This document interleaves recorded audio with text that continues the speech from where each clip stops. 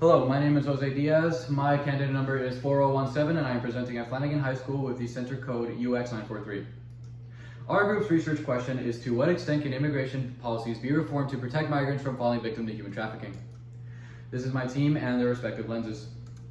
I will personally be covering the issue through an economic lens, focusing on the economic causes of immigration and how people with less financial resources are more susceptible to human trafficking. The regions I will be analyzing are the United States, Libya, and Pakistan. Before beginning, I will cover some background information. Human trafficking, or modern slavery, can be defined as the act of placing a person into forced physical or sexual labor. I cover migrants in this issue specifically due to them being particularly susceptible to falling victim to human trafficking, as you may be kidnapped while in transit or misled by human smugglers who promise them safe passage to another country. This is particularly common in illegal immigration, where the act of immigrating is done outside of the supervision of law enforcement, letting criminals take advantage. I have taken interest in this issue due to the recent re-election of Donald J. Trump as our current president, and the shift of the United States policy towards harsher treatments of migrants, strict controls over the border, and mass deportations. Locally speaking, in the state of Florida, according to the National Human Trafficking Hotline, there have been 608 identified cases of human trafficking and 1,172 victims in 2023. The issue of human trafficking extends its influence globally too. As you can see on the graphic, in 2016, the International Labour Organization found that there were 40 million people in modern slavery globally, with the United Nations finding that the global amount of people being trafficked is increasing every year. Now, onto my local region, the United States. The United States' southern border with Mexico sees a huge amount of migrants trying to cross into the border every year. Due to strict border controls or lack of knowledge or funds, many people resort to relying on human smugglers who promise them to sneak them across.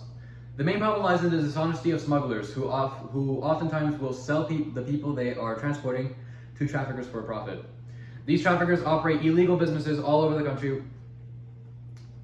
where they can exploit the people they have been sold for unpaid physical labor and forced sexual labor at places such as spas and brothels. According to the International Affairs Review, 76% of the people trafficked in the United States are immigrants, showing a clear link between migrants and trafficking. My stakeholder is the Center for Countering Human Trafficking, which is the main office for handling human trafficking cases under the Department of Homeland Security. In 2023, they have assisted 731 victims of trafficking and have made 519 convictions for people related to trafficking cases. People who ended up in the country due to trafficking can also receive a temporary visa card called T-visas, or 4 years of official residency in the United States. Now onto my first global region, Libya. The government in Libya cannot properly deal with human trafficking due to it having very little control over the territory of the nation. This is due to the country experiencing a civil war from 2014 to 2020, leaving the nation split into two rival governments. Due to the government's lack of authority, criminal organizations can run rampant. 46% of the migrants in Libya come from the neighboring country of Niger, a country with an average GDP per person of $600 in 2023. Such extreme poverty works as the driving force for people wanting to make the dangerous journey through the Sahara Desert, where infrastructure is almost non-existent and the threat of kidnapping from armed groups is common. Oftentimes, these armed militias will sell migrants they kidnap to human traffickers. These people who have been sold to traffickers can end up in Libyan slave auctions. Several open-air slave auctions have been documented outside the capital city of Tripoli and around the countryside, showing the incredible severity of the issue in the country. The stakeholder for this region is the United Nations Support Mission in Libya. They focus on helping the Libyan government administer the nation and stabilize ongoing conflict in the country.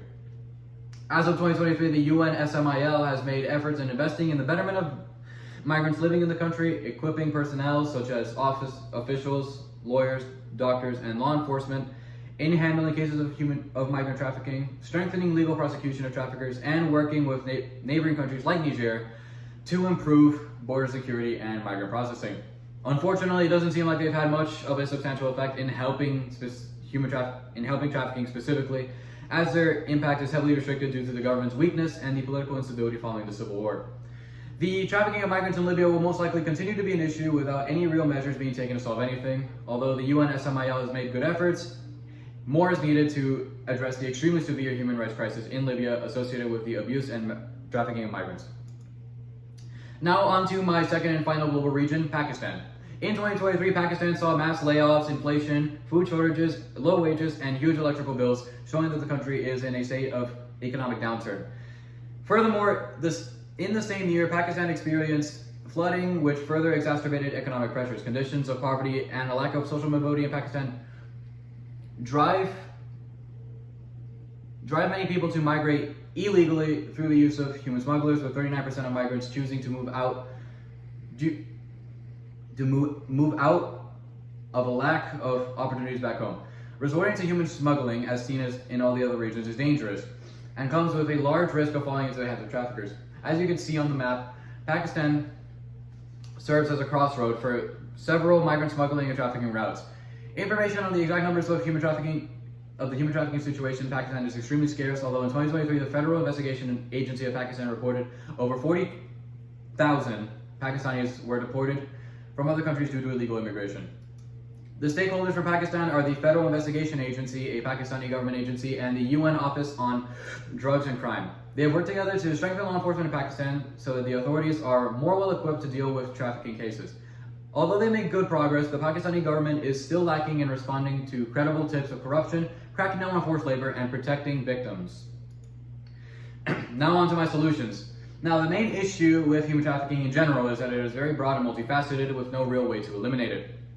The solutions I am presenting are steps to help migrants avoid resorting to shady methods of travel and risking themselves through trafficking. My first solution is to spread awareness about the dangers of human trafficking and its associations with irregular migration. Ad campaigns, education in schools, and exposure of cases for media coverage will help spread knowledge and let people act with a further understanding of potential risks and the methods used by traffickers. With enough exposure to the issue, public perception of the risks and signs of trafficking will lead to more cases being reported, a reduction of victims, and an overall improvement in the prevention of future cases and the support of former victims. The most important aspect of spreading awareness is the establishment of 24/7 hotlines for submitting tips on signs of or ongoing cases of trafficking. The United Nations has employed this method across the world in countries like Nigeria, Costa Rica, the United Kingdom, and more, successfully utilizing it to inform the populations of those countries. With the spread of information and the availability of hotlines, people can have more caution of trafficking and prevent future cases. My second solution is to increase funding for law enforcement efforts and improve efficiency of government programs. A large part of the issue with trafficking and immigration is the unpredictable and often untraceable nature of the crime. Further funding into government programs can help by providing more resources to agents, police, and prosecutors to have a heightened ability to intercept trafficking rings and assist migrants who are vulnerable. Increased funding can also help streamline the process of helping victims not only to recover but also to make sure that they do not fall back into trafficking and that their abusers face proper consequences through legal action. My third solution is improving economic conditions. The driving factor for most migrants to leave the country is based on economic opportunity. Their home countries are usually poor or are plagued by corruption, leaving them no real way to progress in life unless they leave. Investment into developing countries' economies can ensure better living standards for the people living there, making them not have to resort to migration. The fourth and final solution is to offer safe routes of passage and easier access to residency. Another main reason migrants choose to enter countries illegally is the difficult process of obtaining legal residency.